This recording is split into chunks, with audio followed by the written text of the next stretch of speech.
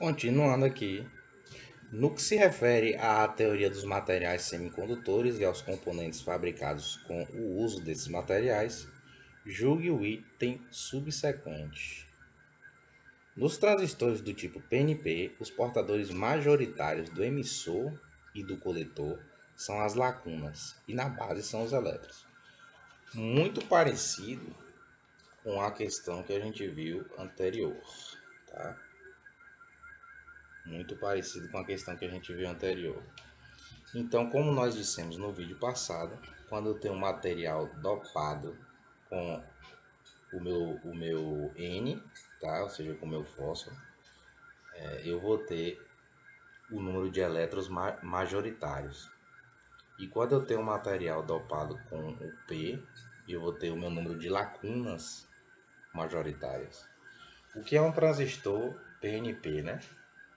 Um transistor PNP onde eu tenho aqui, ó, o meu P, tenho o meu N e tenho o meu P. PNP. Esse daqui é o meu emissor, esse daqui é o meu coletor e essa daqui é a minha base, tá? Então, os portadores majoritários do emissor e do coletor são lacunas? Não. Tá errado. Errei de novo, tá virando brincadeira isso daqui. Os portadores majoritários do emissor e do coletor são exatamente, são lacunas, exatamente. Porque aqui, como eu acabei de falar, o meu P são as lacunas, né? O meu P são as lacunas. E os portadores majoritários da minha base são os elétrons. Então sempre lembre disso, tá? Aqui na minha base, ou no meu material N, os portadores majoritários são elétrons. E no meu material P, os meus portadores majoritários são lacunas. Tá?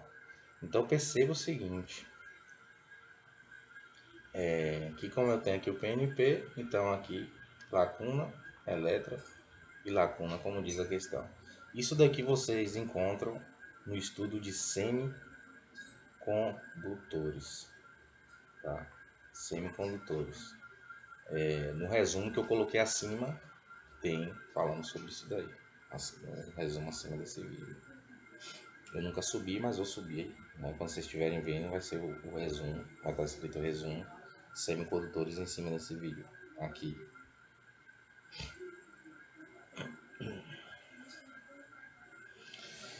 No que se refere à teoria dos materiais semicondutores e aos componentes fabricados com o uso desses materiais, julgue o item subsequente.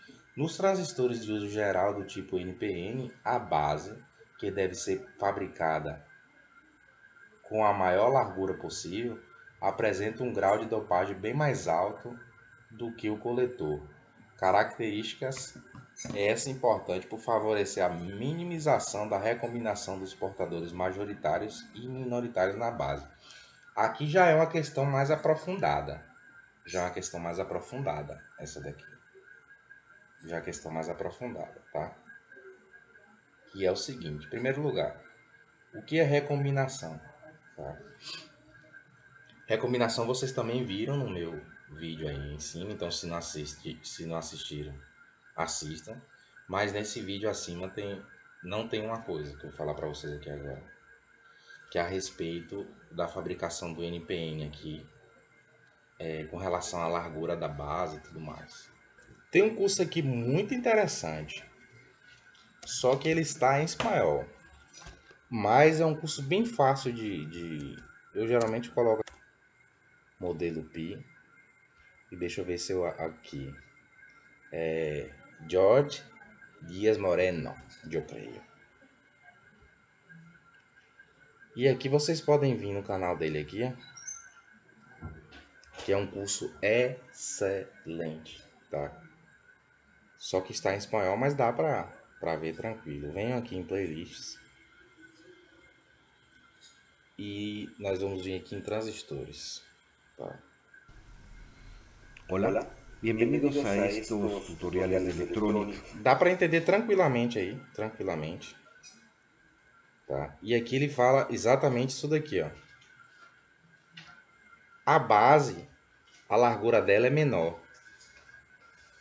Agora, o emissor, como ele está emitindo, certo? Ele é um pouquinho maior e mais dopado do que o coletor, porque o coletor ele coleta, tá? Então, nesse eu até lembro de cabeça, todos os vídeos aí onde vai ter essas questões aí, tá? Então, fica gravado na minha mente os vídeos. Espero que isso aconteça com vocês também, tá? Então tá aqui, ó. A base ela é estreita, então a base ela não vai ser maior do que o coletor, certo? O emissor que vai ter mais dopagem do que o coletor, fazendo com que essa questão ela esteja errada. Deixa eu só colocar lá de novo. E recombinação vocês já viram, tá? Então isso daqui tá errado. Então nos transistores PNP a base deve ser fabricada com a maior largura possível, não. Apresenta um grau de dopagem bem mais alto do que o coletor, não, também. Característica essa importante por favorecer a minimização da recombinação dos portadores majoritários e minoritários, também não. Na realidade, quanto mais dopado, eu favoreço a minha recombinação, como a gente viu no vídeo anterior. Descendo. No que se refere à teoria dos materiais semicondutores e aos componentes fabricados com o uso desses materiais, julgue o item subsequente.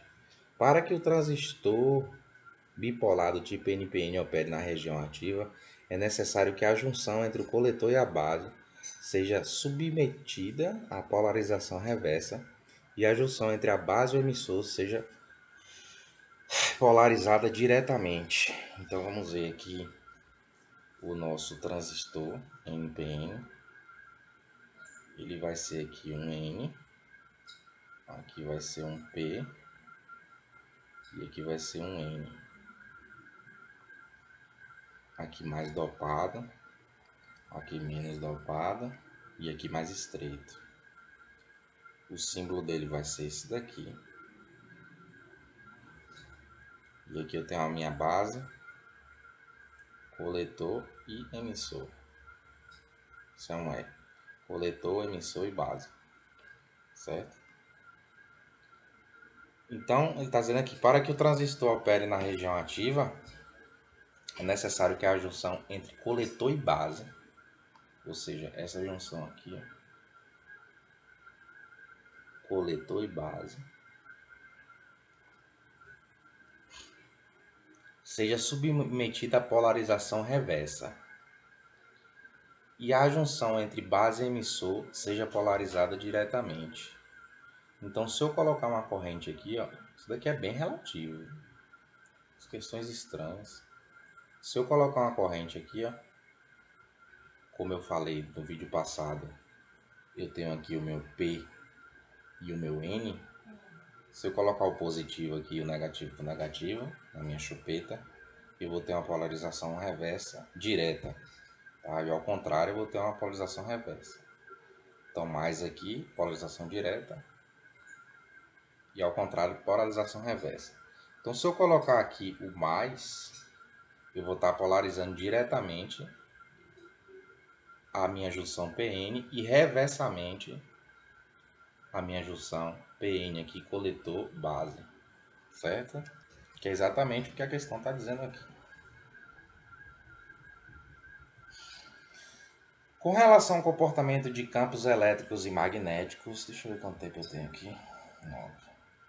Com relação ao comportamento de campos elétricos e magnéticos na matéria e as propriedades térmicas da matéria, julgue o item que se segue.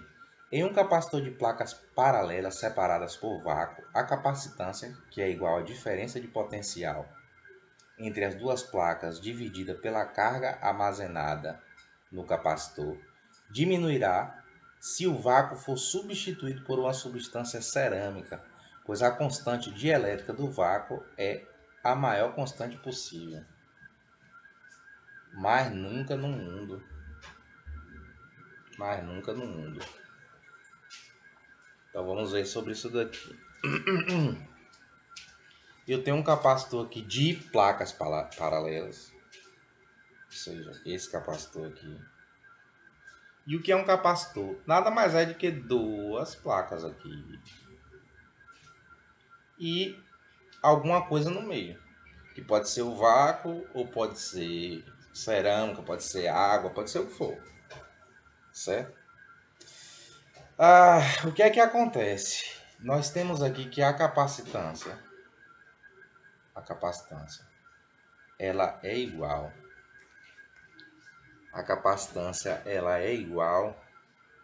à minha carga dividido pela minha tensão. Por que a capacitância é a carga dividida pela tensão? Porque algum camarada lá simplesmente pegou a carga, dividiu pela tensão e chamou de capacitância. Poderia ser a tensão dividida pela carga? Sim. Poderia ser. Eu poderia chamar isso de uritância. Enfim. Beleza. Essa capacitância desse capacitor de placas paralelas aqui, ela é igual também ao meu coeficiente de permissividade, certo? Vezes a minha área dividido pelo meu L aqui. Como é que eu gravo isso daqui? Eu sei que a minha resistividade, ou melhor, a minha resistência, é igual ao meu coeficiente de resistividade vezes o meu L dividido por A. Isso daqui eu já tenho essa fórmula aqui. Então eu troco o coeficiente de resistividade por o coeficiente de permissividade e troco aqui o A pelo L. É assim que eu gravo essa forma. Gravem do jeito que quiser. Então quanto maior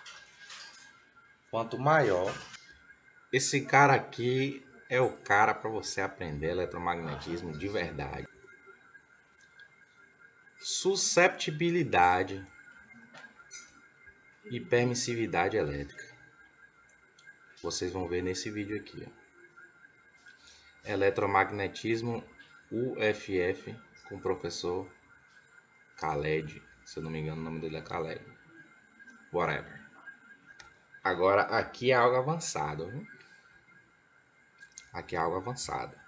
Eu tava vendo esse vídeo aqui. Você que tá iniciando, na verdade, nem vale a pena ver ele, tá? Mas deixa eu ver outro vídeo aqui mais inicial. Mas para eletromagnetismo, estudem por esse cara aqui. Esse cara aqui é o cara. Então eu mesmo vou explicar para vocês aqui de forma mais simples. Eu creio que todos vocês já ouviram falar que F é igual a uma constante eletrostática vezes a carga 1 vezes a carga 2 dividido pela distância ao quadrado. Isso daqui é a fórmula fundamental da eletricidade.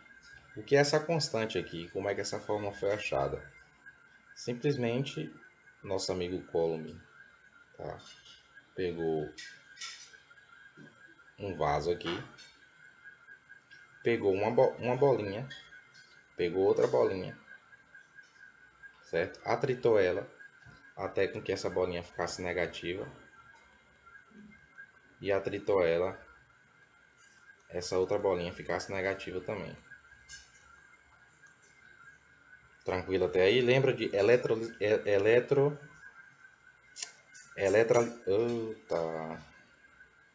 para fazer eletrização por atrito, tá? Então, até quando eu pego, preste bem atenção, tudo que eu falar aqui é importante, né? Depois pula, depois perde. Eu pego a minha caneta, passo no cabelo, esfrego no cabelo e eu acabo deixando ela eletrizada. Agora de cabeça eu não vou me lembrar se é positivo ou se é negativo, não importa. Dê uma olhada lá. E eu tenho um pedaço de papel, que ele está neutro.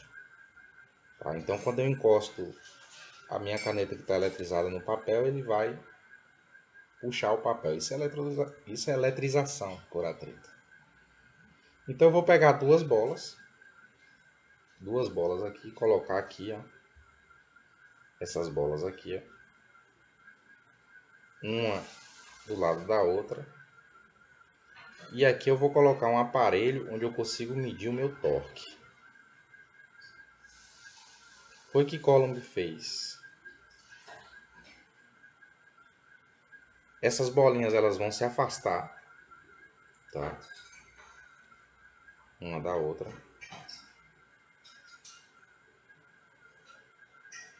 Gerando um torque que vai gerar uma força. Isso daqui no vácuo.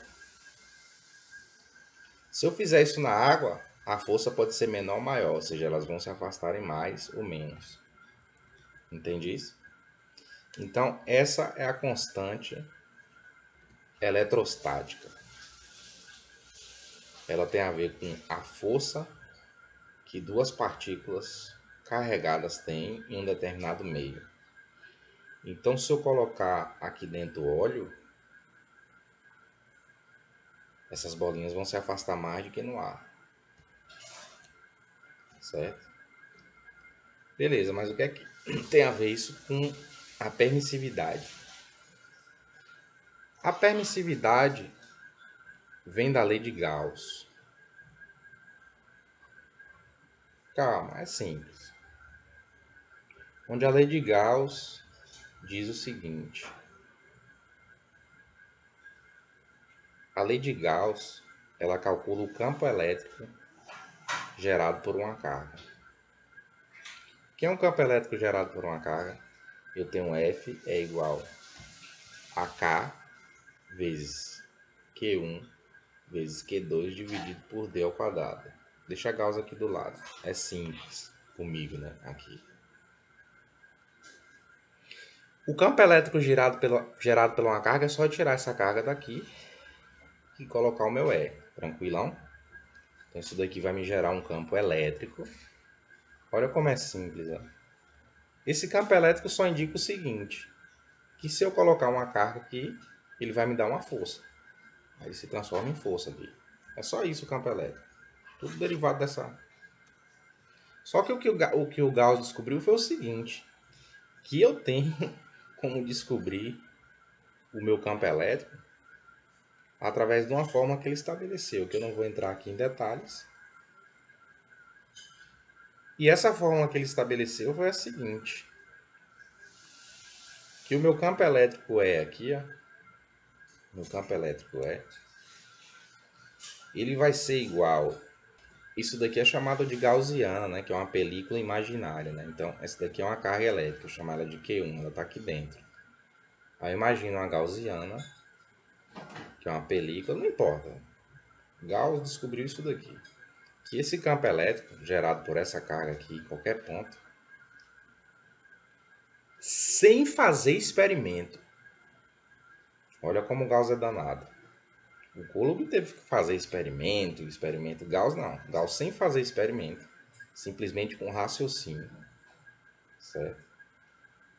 Ele descobriu que o meu campo é elétrico. E esse cara aqui é um cara ótimo. Tá? Caso vocês queiram saber a respeito da lei de Gauss. O que eu não recomendo, porque creio que isso não vai cair no concurso. Tá? Mas Gauss, ele descobriu que o campo elétrico vai ser igual à minha carga dividido por 2π r ao quadrado vezes uma constante lá. E essa constante ele decidiu chamar de permissividade elétrica. É uma constante que dependia do material.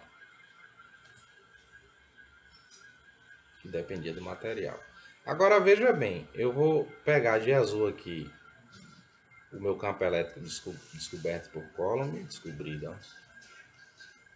meu campo elétrico descoberto por Coulomb, e pelo Gauss eu vou circular isso daqui. Logo, essa constante aqui, ó, que é a constante de Coulomb, que ele fez na prática, é igual a 2π E. Logo, K é igual a 1 sobre 2π vezes E, onde esse E é a minha permissividade. Tudo conceitos inventados. Aqui eu tenho as tabelas das permissividades aqui e tal. E o capacitor ele usa justamente isso. Porque quem é minha capacitância? Minha capacitância é igual a permissividade vezes a área dividido por a minha distância entre os capacitores. Isso tudo você tem que saber. Então o que é que eu quero? O primeiro capacitor foi a garrafa de Leyden, né? Vocês podem até pesquisar sobre isso. Eu quero ter uma permissividade alta para que eu possa fazer capacitores maiores.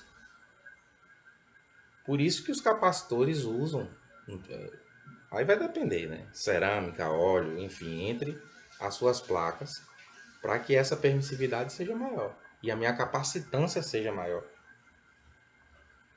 Sendo assim, em um capacitor de placas paralelas separada por vácuo, a capacitância que é igual à diferença de potencial entre as placas divididas pela carga no capacitor diminuirá se o vácuo for substituído por uma substância cerâmica. Não, ela vai aumentar, pois a constante dielétrica do vácuo é a maior possível. Agora tem uma coisa interessante que a gente deve nos atentar aqui também. Essa constante dielétrica aqui, ó, ela é igual a 1 sobre 4π 4π epsilon O. 4π epsilon O. Então, quanto maior a minha permissividade, menor vai ser a minha constante dielétrica e vice-versa. Isso é uma coisa que a gente deve nos atentar. Certo? E minha capacitância vai ser igual a epsilon vezes A dividido por L. Certo? Então existe uma relação não proporcional, mas inversa entre a constante dielétrica e a permissividade. E aqui nós vamos ver uma tabelinha aqui, né, para a gente dar uma analisada nisso. E eu poderia até trocar aqui e dizer que a minha capacitância também é igual a A dividido por 4π vezes a minha constante dielétrica vezes o meu L,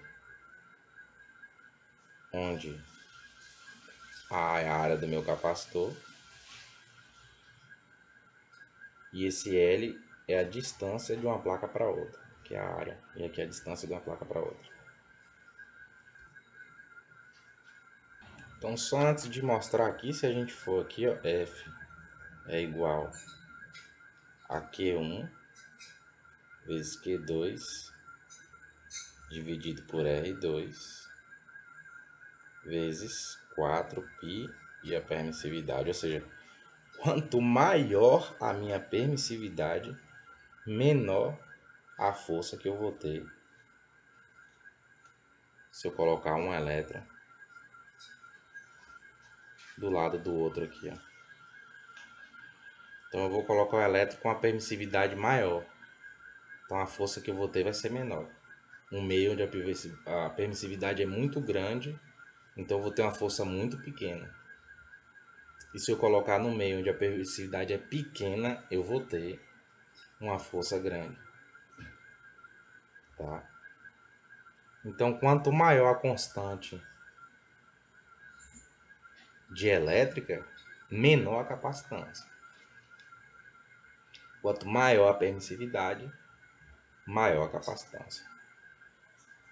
Agora, se vocês acham interessante decorar isso, como um aluno me falou que disse que decorar é o melhor, jogue duro. Eu prefiro aprender. Eu prefiro ir lá, dar uma olhada, ler de Gauss, ver onde é que as fórmulas veio. Porque aí eu entendo o que eu estou. Eu aprendo o que eu estou vendo, o que eu estou, o conhecimento. E aqui não, eu decoro 2 dias e esqueço de novo. Agora aqui, ó.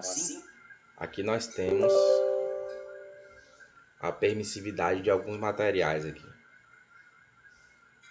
Então você vê, o vácuo é 1, a parafina é 2,2, o óleo é 4,4, depende do óleo, viu?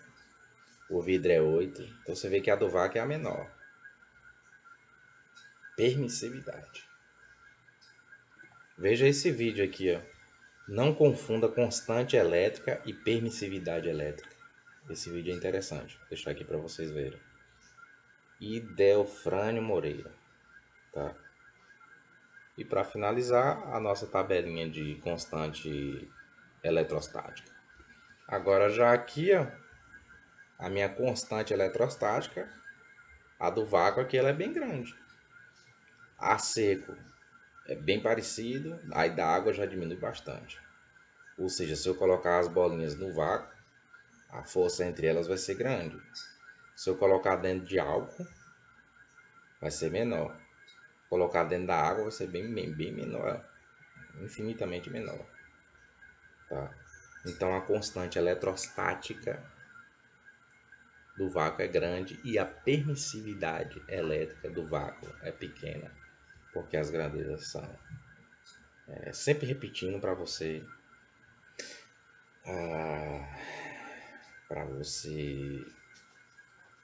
decorar, tá? E a gente pode até ver o seguinte: a gente sempre sabe que é 9 vezes 10 a nona, né? Aqui, ó.